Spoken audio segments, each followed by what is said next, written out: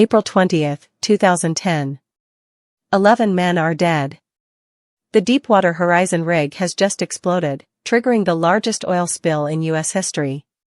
The final cost? Over $65 billion. But here's the part that should terrify every operator, every engineer, every manager watching this: the warning signs were not hidden. They were visible. They were discussed. And they were ignored.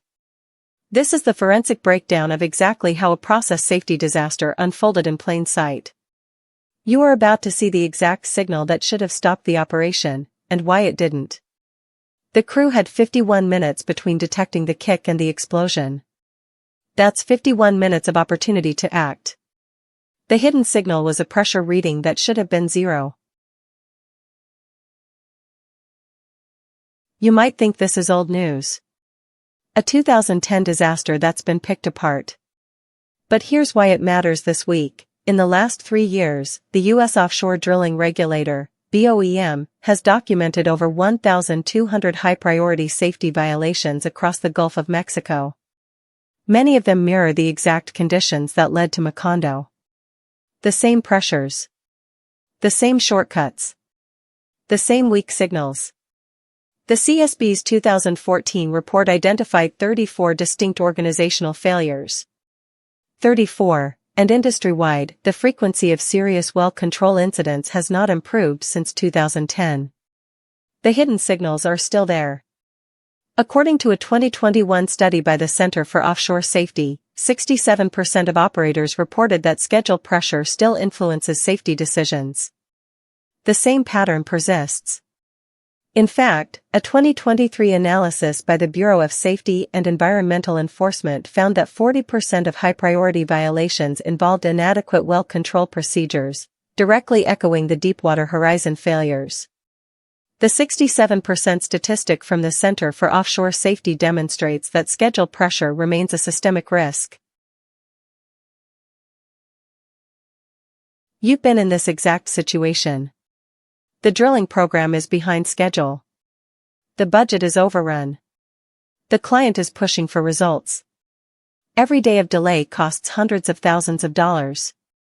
And you have a test result that's ambiguous. It could be fine. It could be a disaster. The team discusses it. Someone says it's probably nothing. The pressure to proceed is immense. You felt that weight. That's exactly what happened on the Deepwater Horizon. A negative pressure test gave an ambiguous result. And the decision was made to move forward. The crew had 51 minutes between detecting the kick and the explosion. That's 51 minutes of opportunity to act. But the normalization of deviance had already set in. As sociologist Diane Vaughan documented in her study of the Challenger disaster, organizations gradually accept lower standards until anomalies become routine. Here, the crew had seen similar pressure readings before without incident, so they assumed it was safe. The 51-minute window was wasted because the crew rationalized the anomaly. Most people think the Deepwater Horizon blew because of one catastrophic equipment failure. A faulty blowout preventer. That makes sense, because the BOP didn't seal. But here's the truth, the BOP failure was the last line of defense, not the root cause. The real failure was a cascade of 34 organizational and technical breakdowns, as documented by the CSB. The cement job was flawed. The negative pressure test was misinterpreted. The kick was detected 51 minutes before the explosion, but the response was too slow. The BOP had a dead battery in its control pod. The point is, it wasn't one thing. It was everything.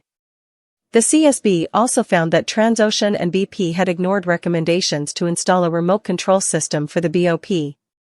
Furthermore, the cement slurry design by Halliburton was unstable, as confirmed by their own lab tests that were never shared with the rig crew.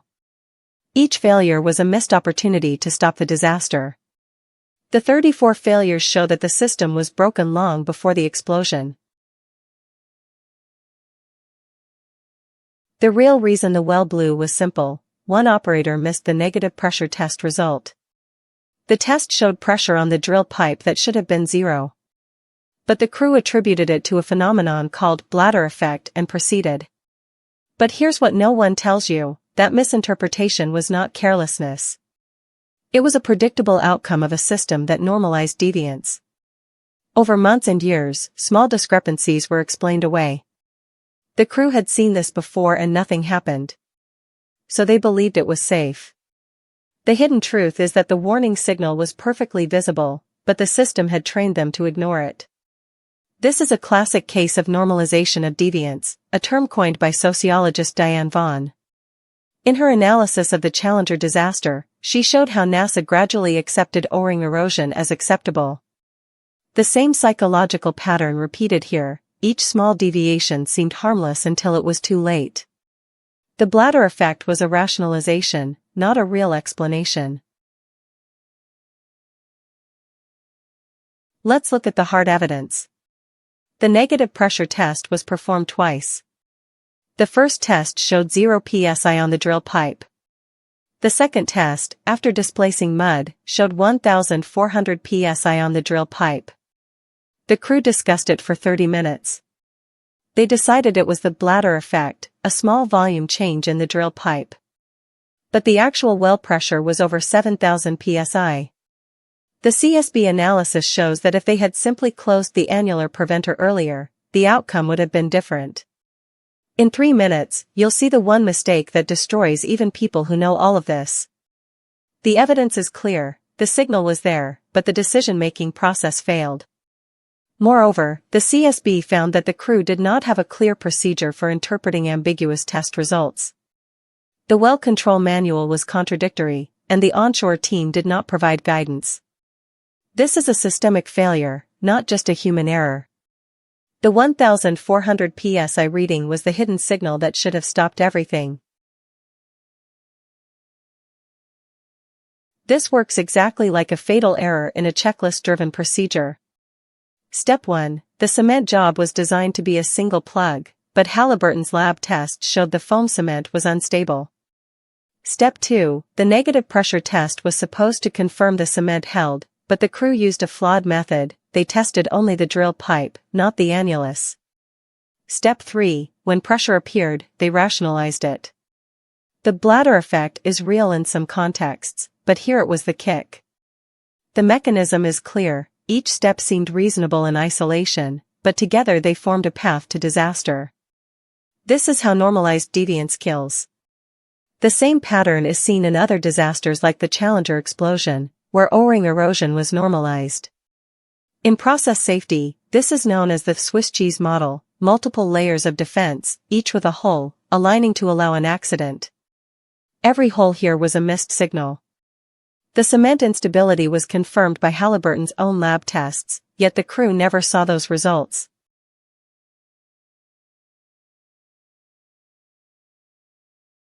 The biggest mistake was not the test failure. It was the decision to displace the well before confirming the cement integrity.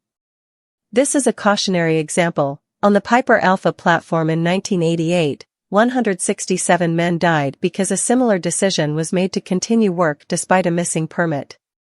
In the Deepwater Horizon case, the decision to displace the well was made by the company man on site, who was under pressure from BP's Houston office. The mistake was prioritizing schedule over safety. You have made this mistake. I have made this mistake. The difference is, here, it killed 11 people and cost $65 billion. The BP internal investigation found that the team had 26 opportunities to catch the error, but each one was missed. That's 26 chances to stop the disaster.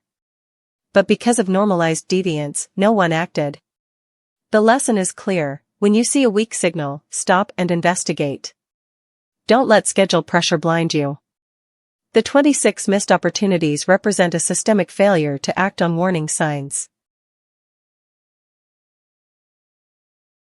Here's what you would do differently. Step 1. When a test result is ambiguous, stop. Do not proceed until you get a second confirmation method. Use a different test, a different tool, a different person. Step 2. Create a stop work authority that is real. Not just a poster on the wall. Every person on your team must know they can stop the job without retaliation. Step 3. Audit your own normalized deviance. Look at your last 5 incidents. How many were preceded by a weak signal that was explained away? If you do these 3 things, you break the cascade. And you might just save lives. Start today by reviewing your last near-miss report and asking, what signal did we ignore? Additionally, implement a second challenge protocol. If anyone questions a safety decision, the operation must pause until the concern is resolved. This simple rule could have prevented the 26 missed opportunities on Deepwater Horizon. The Chevron Safe Work Program, which includes Stop Work Authority, has shown a 45% reduction in recordable incidents.